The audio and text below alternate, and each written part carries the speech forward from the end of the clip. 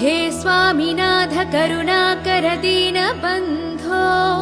श्री पार्वती समुख पंकज पद्मबन्धो श्री सादिदेव गणपूजित पाद पद्मा वल्ली सनाद मम देहि करावलम्बम् देवादिदेवनुत देवगणादिनाथा देवेन्द्र वन्द्य मृदु पंकज मंजुपादा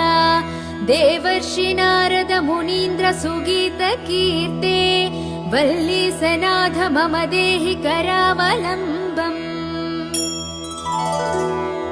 नित्यान्नदान निरताखिल रोगहारिन् तस्मात् प्रदान परिपूरित भक्त कामा श्रुत्यागम प्रणव वाच्य निज स्वरूपा वल्ली सनाद मम देहि करावलम्बम्